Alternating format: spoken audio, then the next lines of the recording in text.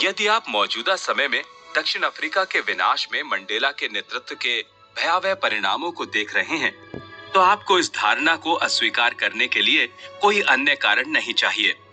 आप Elon Musk को कभी भी पीछे से नेतृत्व करते हुए नहीं पाएंगे। मस्क हमेशा मोर्चे पर सामने रहते हैं और अपनी गर्दन को हर संभव तरीके से सामने लाते हैं। वे साहसिक बयान देते हैं, फिर वे उन बयानों के गलत साबित होने की स्थिति में अपनी जिम्मेदारी स्वीकार करते हैं। वे कंपनी में किसी भी अन्य के मुकाबले अधिक समय तक और ज्यादा मेहनत करते हैं और वे किसी भी कठिन कार्य या फिर कठिनाई का सामना करने के लिए तत्पर रहते हैं, जिसके बारे में वे अपने लोगों से करने को कहते हैं। क्या आपकी पहचान ऐसी बनी हुई है जो विरोध का खुलकर सामना करता है, या फिर जब कोई नाराज उपभोक्ता पैसे वापस मांगता है और आपके कर्मचारियों के साथ झगड़ने को उतारू हो जाता है, तो आप अपने दफ्तर में छुप जाते हैं? क्या आप अपने बिक्री प्रतिनिधियों के साथ सड़क पर खुशी खुशी जाते हैं, या फिर आप घर पर बैठकर एक स्प्रेडशीट को देखना पसंद करते हैं? क्या आप किसी व्यापार मेले के दौरान प्रतिदिन काम करते हैं, या फिर अधिकांश मालिकों की तरह दूसरे दिन ही बीच में बार में पहुंच जाते हैं? क्या आप अपने दफ्तर की सुरक्षा के एक सफल अगुवा बन सकते हैं? शायद, लेकिन ऐसा होना बहुत मुश्किल है। सेवक का दिल। आप अपने उपभोक्ताओं के बारे में वास्तव में कैसा महसूस करते हैं? आपके कर्मचारी, आपके आपूर्तिकर्ता। मैं उस समय विस्मित रह जाता हूं जब मैं मालिकों को उन तीनों के बारे में नीचा दिखाने वाली बातें करते हुए सुनता हूं, विशेषकर तब ये तीनों समूह ऐसे हैं जिनके बिना उनकी जीविका चलनी नामुमकिन है। मस्क एक सेवक के दिल की अवधारणा दिखाते हैं। मस्क ने 2017 ग्लासडोर हाईएस्ट रेटेड सीईओ की सूची बनाई और इसी साल कंपनी के साथ एक साक्षात्कार में परिभाषित किया कि वे नेतृत्व के बारे में क्या सोचते हैं। आपका पद आपको प्रबंधक तो बना देता है, लेकिन आपके लोग आपको अगुवा बनाते हैं। हम अपने अगुवाओं से चाहते हैं कि वे अपनी टीम को प्रेरित करने और प्रेरणा देने के तरीके खोजें, उनके काम से शोर को कम करें और अवरोधों को हटाने में मदद करें। अगर आप एक प्रबंधक हैं या फिर स्पेसएक्स में किसी स्तर पर नेतृत्व कर रहे हैं, तो हमारा जोर इस बात पर होता है कि आपकी टीम आपकी सेवा के लिए नहीं है। आप वहां पर अपनी टीम की सेवा करने और उन्हें कंपनी के लिए सर्वश्रेष्ठ प्रदर्शन करने के लिए प्रेरित और मदद करने को हैं। अगुवाओं से ये भी आशा की जाती है कि वे उन लोगों के मुकाबले अधिक मेहनत करें जो उन्हें रिपोर्ट करते हैं, और हमेशा इस बात का ध्यान रखें कि उनकी खुद की जरूरतों को पूरा होने से पहले सामने वालों की जरूरतों का ध्यान रखा जाए और मिसाल कायम की जाए। उन्होंने साइट को बताया 9 of the best Elon Musk secrets for success द्वारा जैन बर्नेट। महान अगुवा लोगों की परवाह करते हैं। एलन मस्क की आलोचना उनके कुछ कर्मचारियों के साथ किए गए व्यवहार के चलते की जाती है। मुझे उम्मीद है कि मैं किसी न किसी दिन उनसे सीधे इस विषय में पूछ सकूंगा। मैं ये अनुमान लगा रहा हूं कि उन्हें लगता होगा कि कंपनी और कर्मचारी अक्सर बेमेल होते हैं, और ऐसे में अगर कोई कर्मचारी कंपनी के साथ तालमेल नहीं बिठा पा रहा है, तो उस कर्मचारी के लिए बेहतर होगा कि जब उसे एक ऐसी कंपनी मिले जिसकी संस्कृति के साथ उसका तालमेल बैठता हो, तो उसे चले जाना चाहिए। दूसरी तरफ मस्क को लेकर मान्यता ये भी है कि उनके कर्मचारी उन्हें भगवान की तरह पूजते हैं। हालांकि इनमें से कुछ लोग उनके कोप का भोजन भी बन चुके हैं, लेकिन कई बार एक सैनिक के साथ थोड़ी कड़ाई भी करनी पड़ती है, क्योंकि उन्हें कई बार ऐसी स्थितियों का सामना करने के लिए भी तैयार करना होता है जो बिल्कुल अप्रत्याशित हों। क्या आप अपने लोगों का इतना ख्याल रखते हैं कि आप उनके साथ खड़े हों और उन्हें समझाएं कि वे कहां पर असफल हो रहे हैं? हाल ही में कुछ समाचारों में इस बात की ओर ध्यान दिलाया गया था कि मस्क की कंपनियों में कार्यस्थल पर आने वाली चोटें चिंता का ऐसा विषय थी जिन पर ध्यान नहीं दिया जा रहा है। मस्क ने एक ज्ञापन जारी कर आदेश दिया कि चोट लगने का प्रत्येक मामला उनके व्यक्तिगत संज्ञान में लाया जाना चाहिए। ये रहा उनका ईमेल। कोई भी शब्द बस बात को बयान नहीं कर सकता। मैं आपकी सुरक्षा और भलाई को लेकर कितना चिंतित रहता हूँ। कार के निर्माण के दौरान और टेस्ला को सफल बनाने के लिए अपना सर्वश्रेष्ठ देते समय जब कोई चोटिल हो जाता है तो मैं काफी आहत होता हूँ। एक कदम आगे बढ़ाते हुए मैंने आदेश जारी किया है कि बिना किसी अपवाद के हर चोट की सूचना मुझ तक व्यक्तिगत रूप से पहुंचाई जाए। मैं प्रति सप्ताह सुरक्षा टीम के साथ बैठक करूंगा और साथ ही चोटिल हुए व्यक्ति से उसके ठीक होने के तुरंत बाद मिलना चाहूंगा, ताकि मैं सीधे उनसे ही ये जान सकूं कि हमें उस दिशा में और बेहतर करने के लिए क्या करने की आवश्यकता है। मैं खुद प्रोडक्शन लाइन पर जाऊंगा, जो काम वो लोग कर रहे हैं बिल्कुल वही काम करूंगा। ये कुछ ऐसा है जो टेस्ला के प्रबंधकों को अनिवार्य रूप से करना चाहिए। टेस्ला में हम आगे बढ़कर नेतृत्व करते हैं, ना कि एकांत में सुरक्षा और आराम के साथ बैठकर। अगुवाओं को हमेशा अपनी टीम की सुरक्षा को खुद से अधिक अहमियत देनी चाहिए। और फिर उनकी दूसरी पत्नी ने ये लिखा, उन्हें किसी बात को सुनने की आवश्यकता नहीं है जो उनकी विश्व दृष्टि के अनुकूल ना हो, लेकिन उन्होंने ये साबित कर दिया कि वे मुझसे अब शब्द भी ले लेंगे। उन्होंने कहा, मुझे उनकी बात सुनने और इन बातों को सुलझाने दें। उन्होंने साबित किया कि वे जीवन में चीजों पर मेरी राय को महत्व देते हैं और सुनने के लिए तैयार हैं। मुझे लगता है कि ये किसी व्यक्ति के बारे में बताने को काफी है कि उन्होंने प्रयास किया। Ashlee Vinsky, Elon Musk, Tesla, SpaceX and the quest for a fantastic future.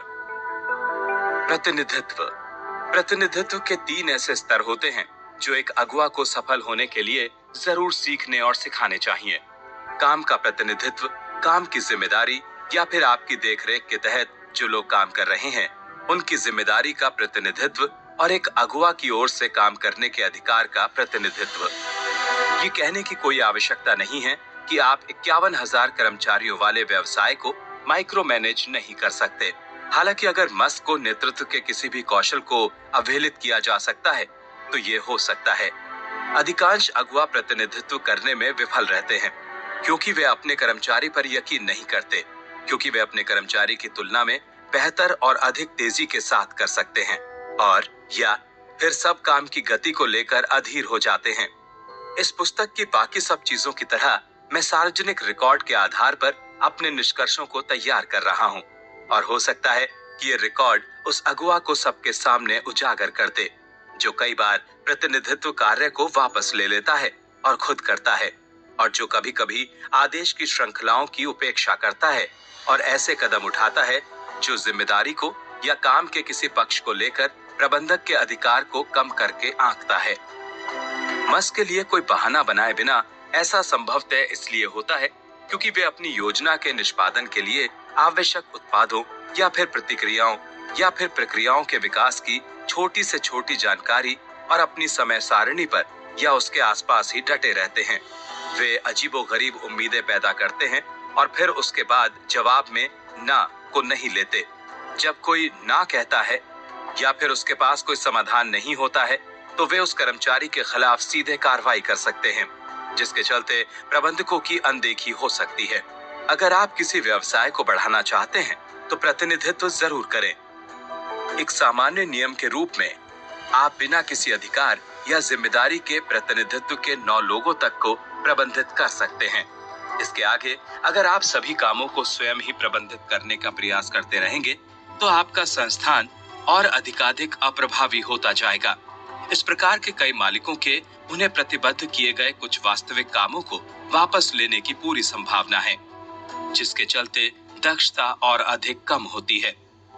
आपके एक बार 25 या उससे अधिक कर्मचारियों तक पहुंचने के बाद आपको अधिकार का कार्यभार सौंपना शुरू करने की आवश्यकता है।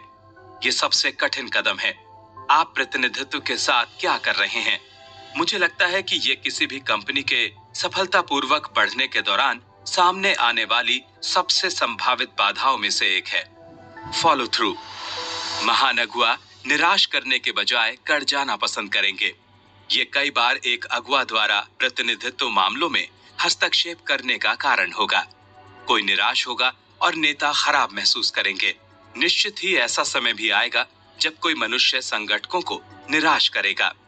ये प्रमाण कि जो कुछ भी किया जा सकता था उसके द्वारा किया गया है, फिर वफादार अनुयायियों द्वारा प्रयोग किया जाने वाला तरीका होगा।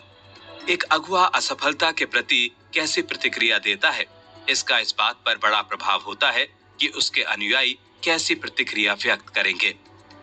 वर्ष 2018 में वित्तीय मीडिया बड़ी बेसब्री से इंतजार कर रहा था, क्योंकि टेस्ला ने दूसरी तिमाही के अंत तक प्रति सप्ताह 5,000 मॉडल 3 कारों के उत्पादन के वादे को पूरा करने का प्रयास किया। समय सीमा के नजदीक आने के साथ मस्क ने अपने लक्ष्य को पाने के लिए विभिन्न दृष्टिकोणों के साथ प्रयास करने जारी रखे।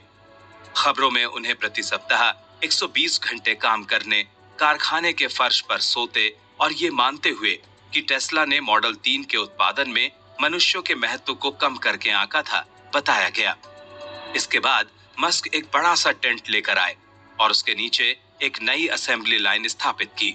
मस्क और उनकी टीम ने लक्ष्य प्राप्त किया, लेकिन समाचार मीडिया का ध्यान और इससे संबंधित प्रचार वास्तविक नतीजे के मुकाबले कहीं अधिक के लायक थे।